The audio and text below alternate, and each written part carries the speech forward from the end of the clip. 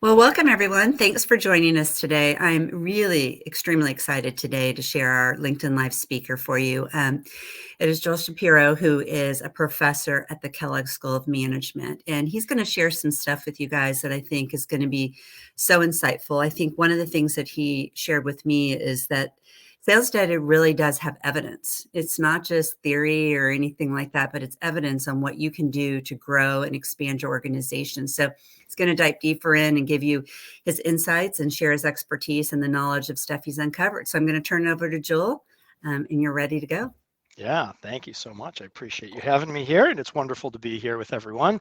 Um, this is called Advanced Analytics for Sales Leaders, which is undoubtedly like the sexiest title that you've ever heard for any kind of content. We're going to spend a little time here today talking about how sales leaders can and should think about using data in really smart ways. So just quickly about me, I'm a professor at the Kellogg School of Management as you just heard, in the Managerial Economics and Decision Sciences Department.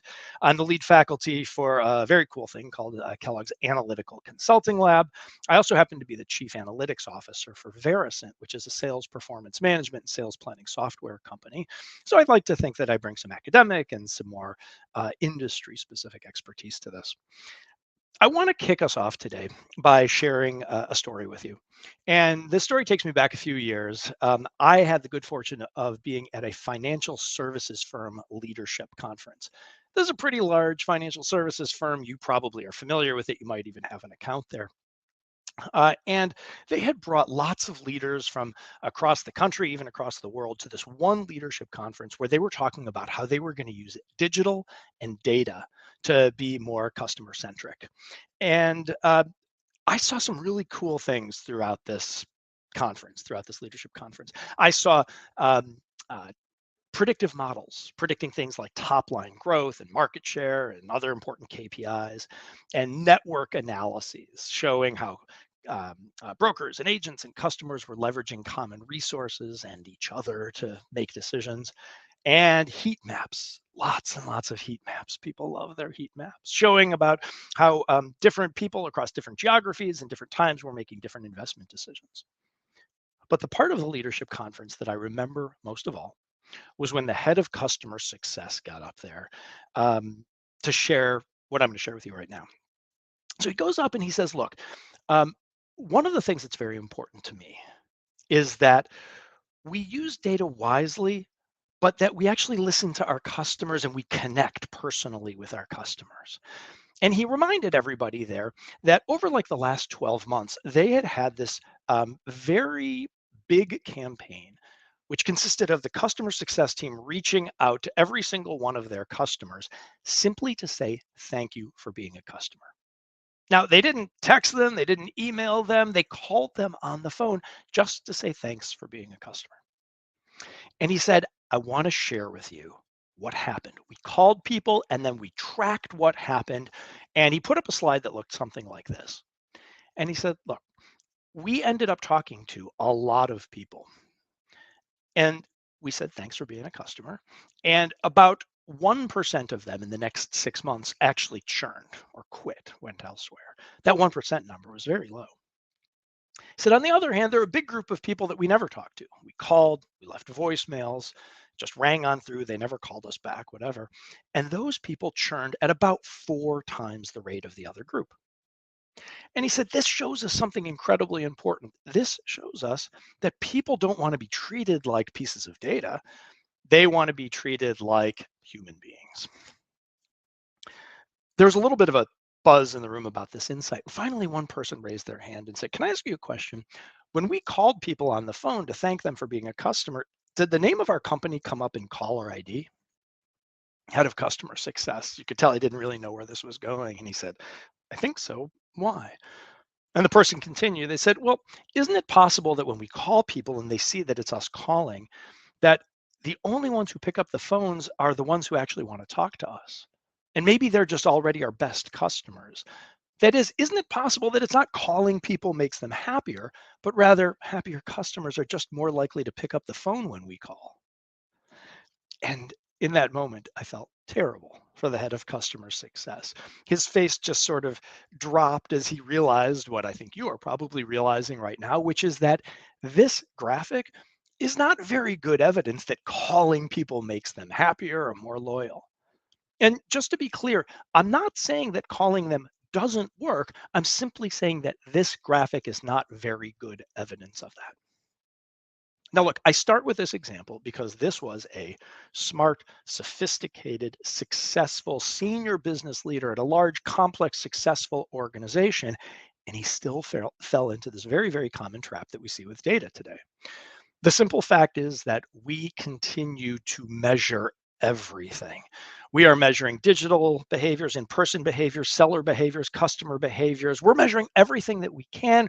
We're throwing it out at people and telling them they've got, better, quicker data. Now they can make better, quicker decisions. But right from the start, let's settle and agree on a premise today that just because we measure stuff doesn't mean that we know what to do about it. Measurement is not the same as insight. And look, we see this pop up time and time again. I'm going to share one more quick story with you. So there's a company that I'm not going to name them by name here, but they have kind of a cool service. They're in the sales software space. They will record sales conversations. Zoom calls, phone calls, whatever it is. They record sales conversations. And the idea is that if you can sort of capture all the words that are said in the dynamic of a sales conversation, they can then use that information to turn it into opportunities to coach your team and to be more likely to close deals and so forth. And I don't know, a handful of months ago, they put out a great press release, and it's hilarious, and I'm going to show it to you right now. The press release had a great headline, and it was "Cursing Helps You Win." By the way, the graphic is mine. It's one of the best graphics I think I've ever created. The headline is theirs, and the data is theirs. According to them, cursing helps you win. How do they know that cursing helps you win? Well, what they did was they looked at a bunch of sales calls I don't know what was being sold. I don't know the context. I only know what's on screen here. But what they found was that in sales conversations where there was no cursing at all, deals were closed at about a 42% rate. When both the sales rep and the customer cursed, that 42 jumped all the way to 50%. That's a big gain. And when only the sales rep cursed, that 42 went up to 48%. Again, non-small increases. So does cursing help you win? Maybe. Maybe the story is that when a sales rep curses, the customer relaxes a little bit. They sort of laugh and they get a little bit less formal, and they feel like it's just sort of hanging out with a buddy of theirs and not like a formal business thing. And therefore, a better relationship is built and a deal is more likely. Maybe. But every bone in my body feels like that's the opposite of what's really happening. I think that probably what's happening is that once people develop a good relationship, once people have spent some time together and a deal is more likely, that then and only then do people feel free to curse. I don't think cursing really helps you win. That's my best guess. I think that a good relationship makes you feel comfortable cursing. And by the way, when people push back at me on this, I always tell them, like, fine, if you think this is good evidence that cursing helps you win, from now on, you should mandate that your sales team curse. I would love to see what that would do to sales calls.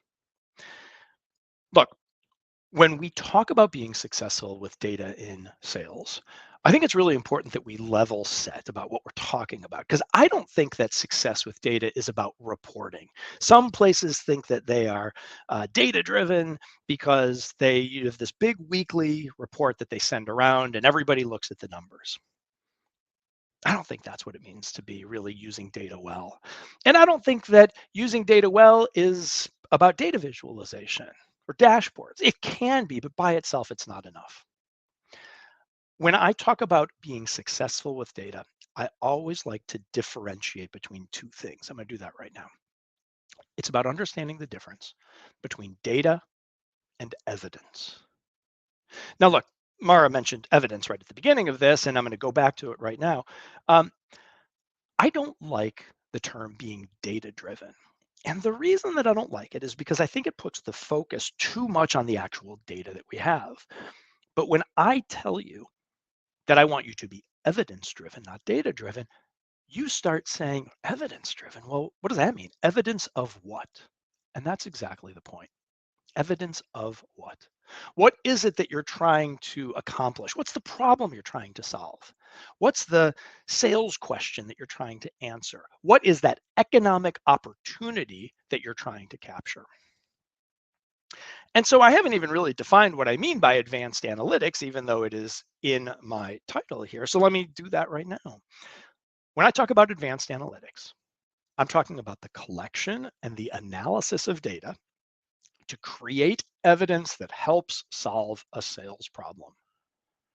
Now, like, you can love that definition, you can hate it, but to me, there are two important parts of it.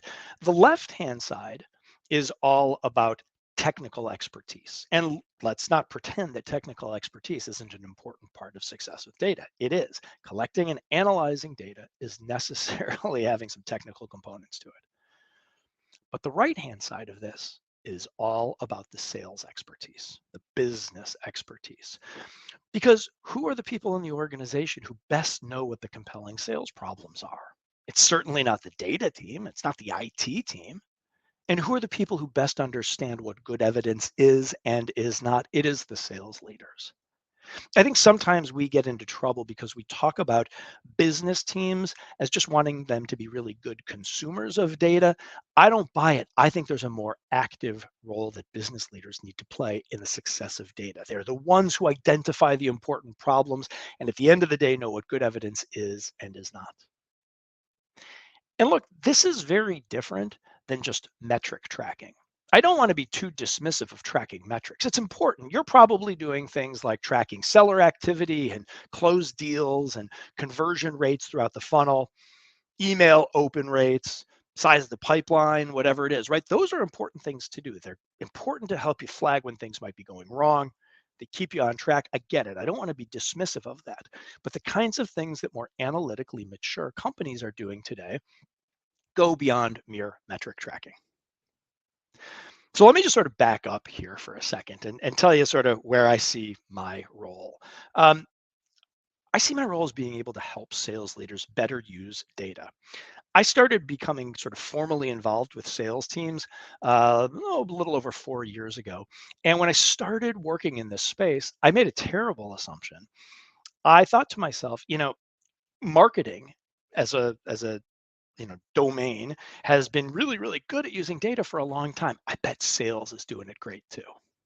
And I imagine some of you are rolling your eyes or laughing right now because it turns out that sales teams actually kind of tend to be pretty far behind other parts of an organization in terms of their sophistication with use of data. And I started thinking to myself, I'm like, God, if I could just get like one day with sales leaders, I could totally help them transform how they think about and use data for all the things that they tell me they want to do for growth and profit and efficiency and so forth. And I did kind of what I think I do best is I built a class here at Kellogg called Advanced Analytics for Sales Leaders. Turns out that one day has turned into 11 hours. But the class, sometimes I do it in person and it's a day and a half, or it's online and I do 3 half days, whatever it is.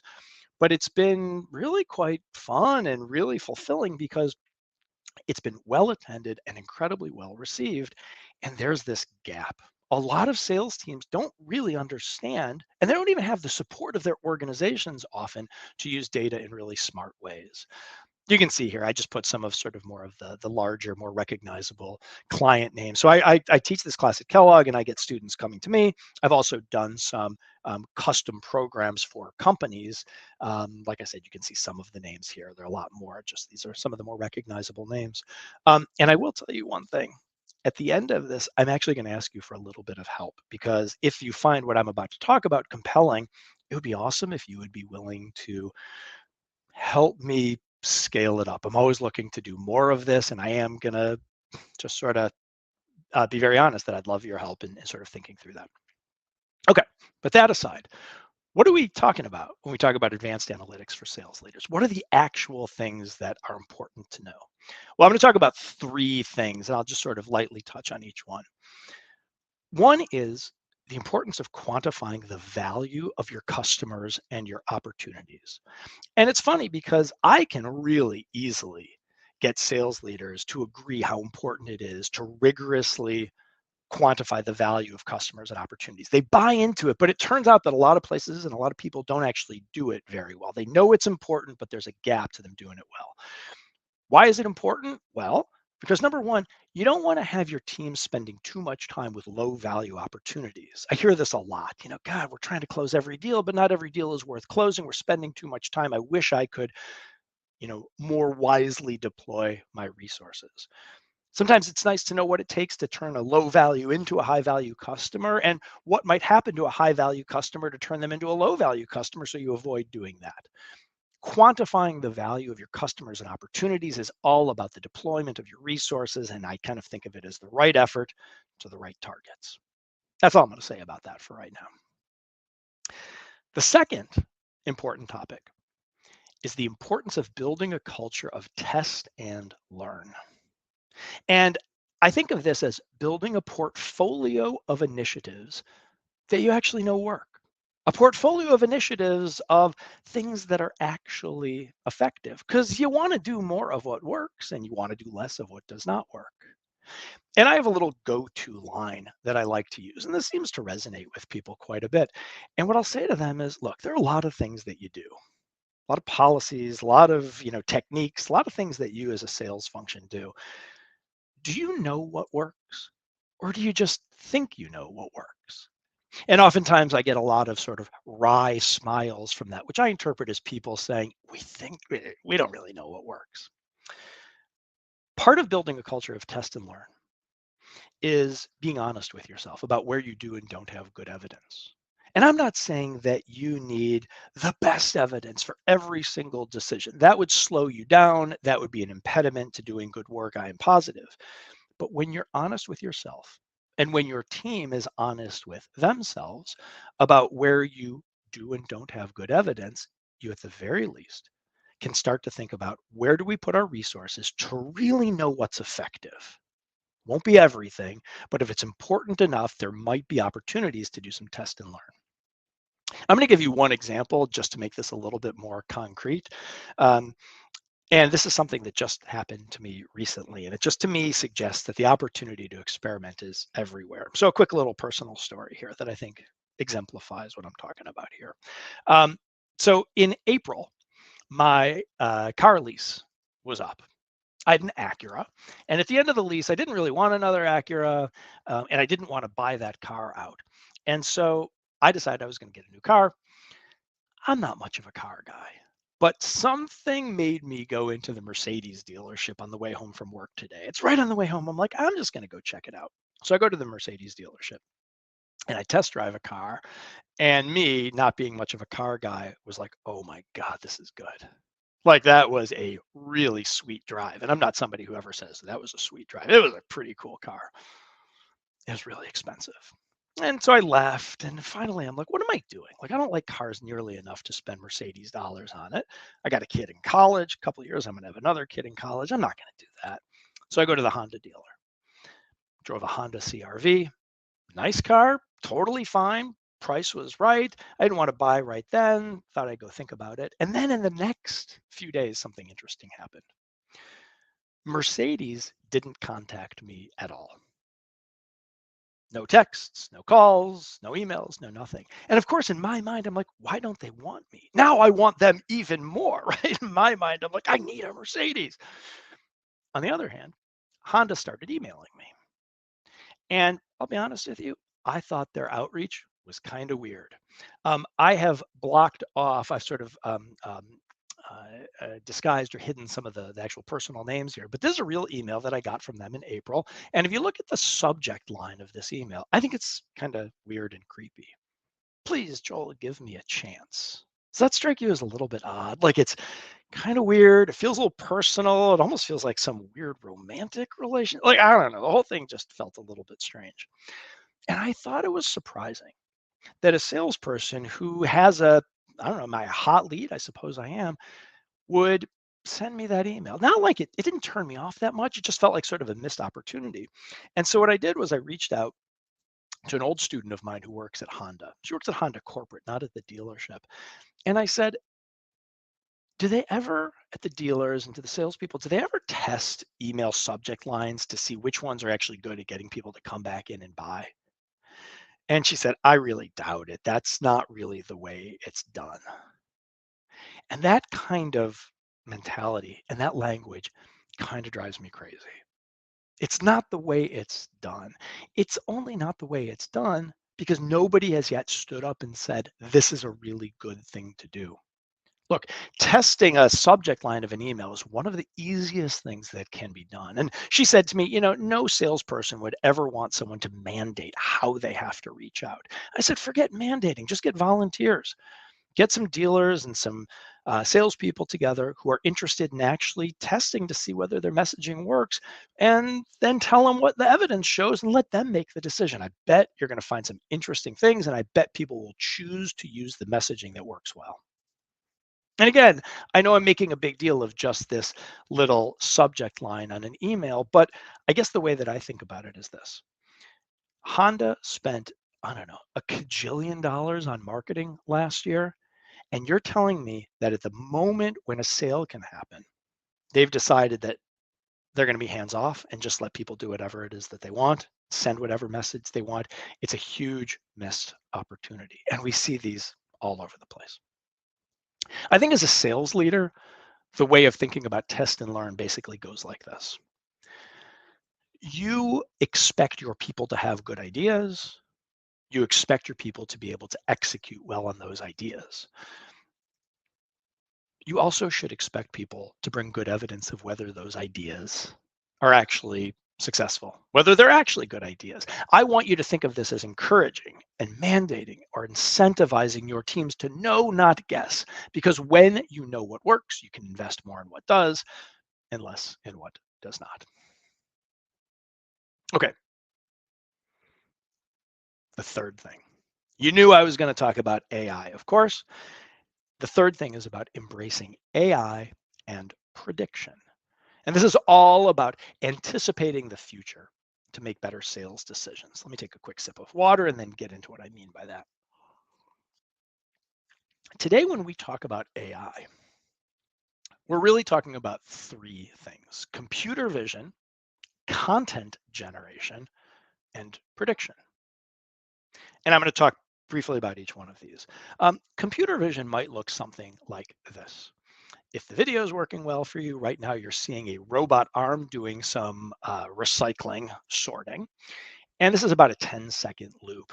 If you watch it long enough, you'll see this pattern start to develop, which is that it's picking up cans and it's throwing the cans off to the right, and it's picking up pigmented plastic and it's throwing it off to the left. And the reason that this thing knows what's a can versus pigmented plastic is because we've shown it lots of examples of this before, and we've told it what cans are and what plastic is. And over time, we continue to give it some reinforced learning to make sure that it continues to get smarter and smarter. Now, look, I don't think this is all that relevant to sales. That's not why I'm showing it to you, but rather this is a very automated process. And I wanted to highlight to you that even within very automated processes, there's a very, very human element to it. One of the most important things that a human being can do here is set a criterion for action. In other words, all this machine is doing is for every item calculating the probability that's a can or plastic or whatever else. So what happens if we say you got to be 99.999% sure that something's a can before you treat it like a can? That is, if we set that threshold really high, what's going to happen? Well, it's going to miss a lot of cans. Well, what happens if we set the threshold too low? You only have to be 30% that something's a can before you treat it like a can. The opposite's going to happen. You're going to pick up a lot of stuff that's not a can and you're going to put it in the can pile. And that begs a very important question. Which is the more important, or I'm sorry, which is the more costly error? And the answer is, I don't know. But the people who do know are the business experts in the waste management and recycling industry. And within any very automated process, I can almost guarantee you that there's a very human element to the decision making that represents understanding the trade-offs and being a good critical thinker.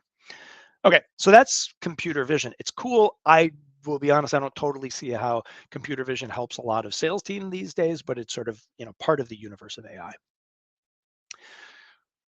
When it comes to content generation, now we start talking about generative AI, ChatGPT and other kinds of tools, and they're awesome at things like text, creating images, videos, sounds, whatever it is.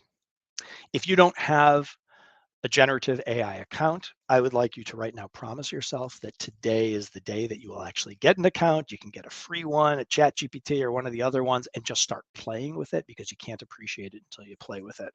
I am not usually one to believe a lot of hype, but generative AI is spectacular.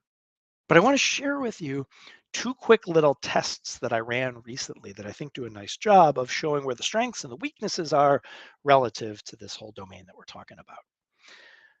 So one of the other areas, so I work in two areas. One is sales. And then the other thing that I get to work in is a really cool line of work that I'm doing with professional sports teams. And right now, I'm doing something kind of cool with the NFL, and I've got this awesome data set, and I'm helping them sort of figure out how AI can be used to help them build better teams. It's really fun. If you're a sports fan, it's really kind of a fun thing to be a part of. And I'm sitting here with this really cool data set, very excited to run some really interesting analyses. The problem, though, is I'm not a great coder. Like when I build machine learning models and do statistics, I'm not a great coder. And so what I decided I was going to do was run a little test. I was going to see how good a job I could do at coding a certain kind of analysis, just sort of going old school. By old school, I mean I just used my brain and a browser to help me out when I would get stuck. And then I would compare that to how ChatGPT did and using my own brain. So I started trying to do my coding, to do my analysis. And I thought it might take me, I don't know, 20 minutes, something like that. But I got stuck. I couldn't debug it. I was just getting a little frustrated. And after 60 minutes, I gave up. I thought I'd figure it out by then, but I called it a day after 60 minutes. I'm like, I'm done. I'm not going to keep doing that. Let's see how ChatGPT does. So I opened up ChatGPT and I told it what I wanted to do, and it gave me the code, and I ran the code, and I got an error message. That happens maybe 1 out of every 10 times. Sometimes you hear the term that generative AI hallucinates. That's just a fancy way of saying that it's wrong. But that's no problem because I took the error message, I put it back into ChatGPT. It said, oh, here's the revised code. And I ran the revised code. And what showed on screen, the analysis that I ran was beautiful. It was, in my eyes, it was a masterpiece. It took me about 5 minutes, the whole thing. And I'm a little embarrassed to say that I got a little overwhelmed, almost like a little emotional, choked up, which sounds silly, I know.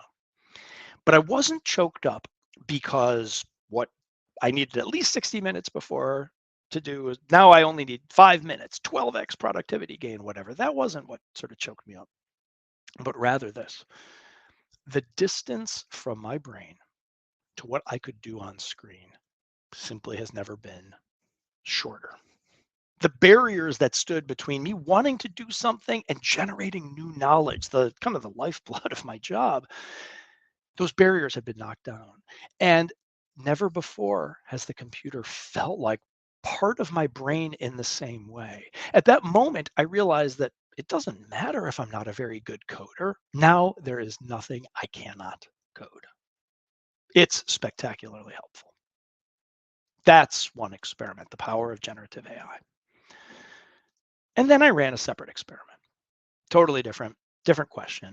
I worked with some of my colleagues at Varicent because we wanted to know if ChatGPT could do a good job of coaching a sales team. And so here's what we ran. We created a bunch of synthetic sales call transcripts. That just means we created a bunch of fake sales call transcripts. And at the end of about half of them, we inserted some language that was very clearly indicating that a deal had been closed or won. And the language was, I'm very glad we'll be working together. And then in the remainder of them, we had some deals lost language at the end, something like, I'm sorry, we won't be working together. The idea was to get ChatGPT to identify some deals as wins and some as losses. And then, you know exactly where I'm going with this. I took the deals won and I added some profanity and some other stuff too. But I wanted to see, would ChatGPT tell me that it would be best to start cursing? What would it do with it? And what it came back with as advice to close more deals was really interesting. It ignored the profanity entirely. And what it told me was you might want to start using encouraging and positive phrases, such as, I'm very glad we'll be working together. Well, I hope you're laughing a little bit right now because this is absurd. You don't say, I'm very glad we'll be working together in order to close more deals. You say it after somebody has agreed, after you've closed the deal. If you were to say this too early, somebody would think at best that you're presumptuous. At worst, they would think you're a little bit crazy. And so, look, the problem with generative AI right now, as I said before, we sometimes call it being wrong. We call it a hallucination. The problem isn't that we get hallucinations or that it's sometimes wrong. It's that most of the time we don't know when it's wrong. When I use it for coding, I have the great luxury of having an error message pop up when it's wrong.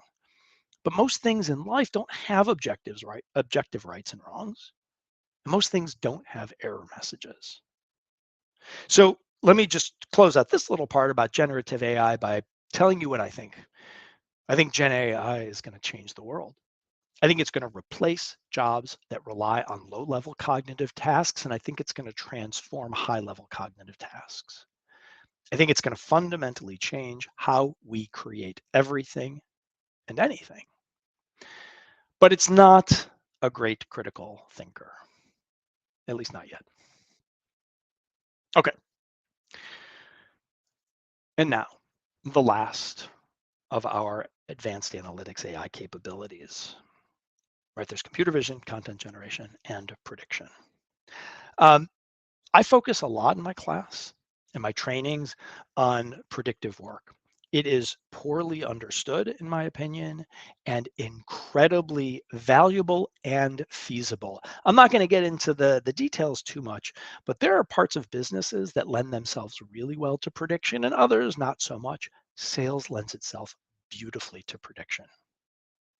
Like I said, I'm not going to dive into that too much, but it's teed up beautifully. And I love opening people's eyes to what it could do for them. But let me sort of walk it through for you. I like asking people, like, what would the world look like if you could do a better job predicting the future? Specifically, what if you could predict how much a seller would sell, or a customer will buy, or how well an account's going to perform, or how much of a product is going to be demanded? Or how likely a prospect is to convert, or how much effort a given opportunity is going to require. Like, what could you actually do differently? I workshop this with sales teams all the time, and I have tons and tons of examples that I could share with you, but I'm just going to, in the interest of time and keeping this sort of easy to follow, I suppose, I want to give you just a few highlights. Sometimes when we predict the future, all we're doing is making sure we're ready for whatever is predicted. I call this planning. Planning means that if we could predict something, we could accept that it's going to happen, and we just make sure that we're ready for it. You probably are familiar with use cases like this because this is kind of exactly what something like sales forecasting is, or revenue forecasting. You predict what is likely to happen, and then you can make plans around whatever that forecast is. I have a wonderful case that I love to teach with, and it's this grocery store case. That's why I have the picture of the vegetables here. All around demand planning. So in brief, the story basically goes like this. This is a European grocery store that had a pretty big problem where they were ordering the wrong amount of stuff. They would order too much, they would have too little, they'd have stuff go bad, they would have foregone profit opportunities as a sales problem when they didn't have the right amount of stuff on shelves. And they built a predictive model to help them predict demand in each product category across their many, many stores. This is planning because they weren't trying to change anybody's behavior. They weren't trying to sell more of anything other than just simply having enough stuff on shelves. Planning might not always be so sexy, just predicting and making sure you're ready for whatever happens, but it's really, really important, really relevant to sales teams. That's planning. Sometimes when we predict things, we don't just sit back and accept them, but rather we put things into smart groups. Grouping is We accept the predicted values. We don't try and change what's predicted. We just put things in the right groups. As I told you before, I'm doing some interesting work with the NFL and some other sports leagues around this. This is like team building. If you've ever read the book or seen the movie Moneyball, this might sound sort of familiar to you. Moneyball was the story about how a baseball executive essentially built what was then considered a predictive model to predict player performance so he could create a good group. He could put the right people together on a team. That's certainly relevant in the sales domain. One of the most rich areas for predictive grouping is in territory management. It drives me nuts when I see people trying to optimize territories and not using some of the predictive grouping output that's available to them, because it is spot on helping them. If you knew what was going to happen with sellers and accounts and the groups as built as sort of currently built, you could absolutely do a better job of becoming more efficient and putting together smart groupings. Or you could do your own hiring. Right, it's not just baseball teams having the right athletes on their team. It could be predictive hiring that helps you find the best people to add to your team. That gets a little complicated, but at least it's true in theory. We've got planning and we've got grouping. But of course, when we predict that something's going to happen, we don't just have to sit back and accept it. Sometimes we can try to change what is predicted. That's called targeting. Targeting is where we try and change what's predictive by selectively deploying resources, often to high risk individuals. This is a sort of a classic case of, if you could predict which customers were likely to churn, you might be able to reach out to them and not to others, right? Be really smart with the deployment of your resources. Maybe if you could proactively predict which sellers were at risk of not hitting quota, you could reach out to them. Or this might be about targeting the right prospects. I have this picture here because Netflix is wonderful at this. Netflix knows how likely I am to stay on screen, and then they try and send me shows, next programs to watch to keep me on screen longer, to change my behavior of what it otherwise would be if they didn't give me some sort of compelling reason to stay on screen. That's targeting. And then the last use of prediction is predictive ideation. Ideation is about finding the things that we can do to cause good outcomes to occur, finding those levers that we can pull to cause good outcomes to occur. And this example I'm going to share with you, it's kind of, I'm starting to wrap this all up. We're nearing the end of this here, but last example I'm going to give. I recently did a project with a large casino resort in Las Vegas. And it became sort of this multi-pronged project. But in this particular case, the director of operations was concerned because their guests, their customers, were sort of reliably saying that they were not having a very good arrival experience at the hotel. They asked them on surveys, different parts of their experience, and they would ask them to rate the quality of their experience from 0 to 10. For some of you, that might sound like a net promoter score kind of metric. And a net promoter score, if you answer between a 0 and a 6, you're considered to be a detractor. And this director of operations said, there are too many people who are detractors, and we'd love to understand how to improve. And so what I and my team did was we built a predictive model of what are the factors that actually predict whether someone's a detractor. And it's kind of fun to go through. If we were in person, we'd do a big interactive thing, which is a ton of fun, but I'll just sort of reveal the results to you, the top line results. The single biggest thing that predicted whether a guest was going to be a detractor was whether they checked in at the front desk. They were unhappy if they checked in at the front desk, but much happier if they checked in on the digital app or the kiosk. The single biggest predictor.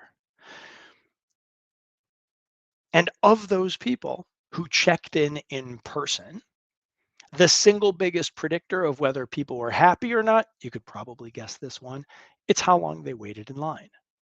And it just so happened that over the 12 months of data that they had, the key cut point, sort of that magic point, was about the 20-minute mark. If you waited for more than 20 minutes, you were unhappy. Less than 20 minutes, not so bad.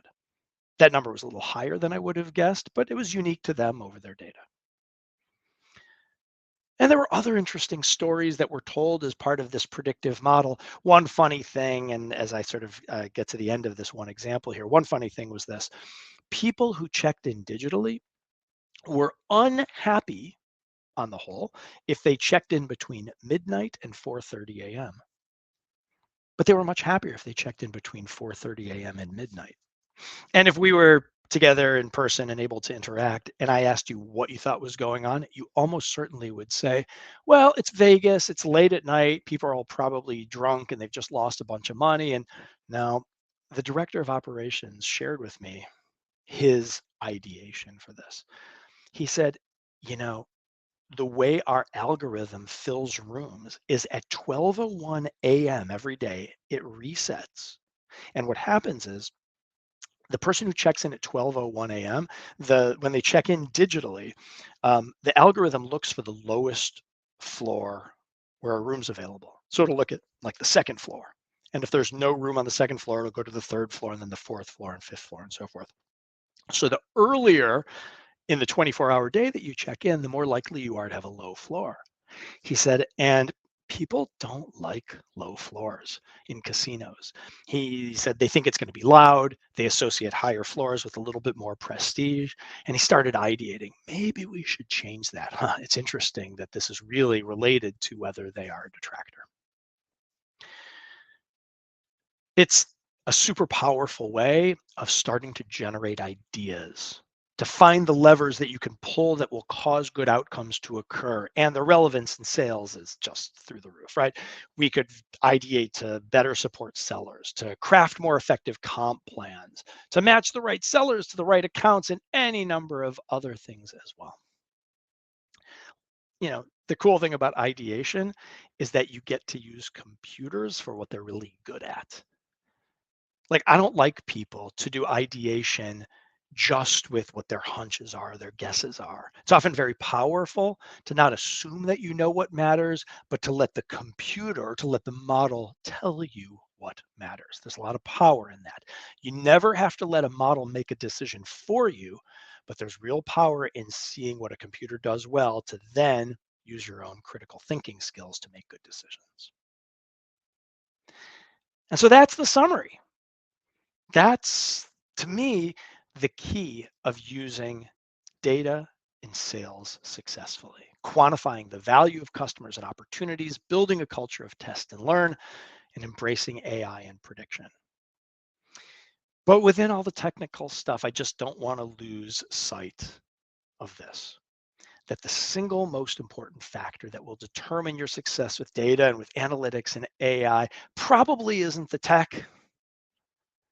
It's your ability to think of data as evidence to solve important sales problems.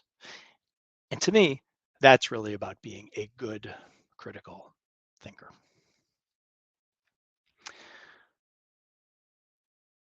So that's what I've got. I want to say, first of all, thank you to you for giving me a little bit of your time. I hope you found this interesting. I hope you found it valuable. Hope you found it fun. It's always good to have a little bit of fun. And I did tell you before that I was going to be very honest, that I was going to have an ask for you. And that ask is that if you think that you have ideas that could help me about scaling this up, companies that would need this, partnerships where I could help deliver this. I love doing this. People love participating in this, and I'd love to broaden this out. So I'm just going to sort of leave it as if you have any good ideas for me, please reach out. I have a website.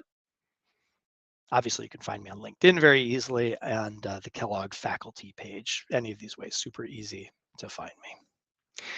And in addition to thanking you, I also wanted to thank the Sales Xceleration team for giving me this platform. It's been a ton of fun working with you, Mara, Jen, and Brandy. Thank you so much for helping me here. I'll let this slide just sort of speak for itself. You've got a QR code where you can reach out to them, and you have all their contact information here. So again, thank you to all of you, and I hope you have a wonderful rest of your day. Thank you.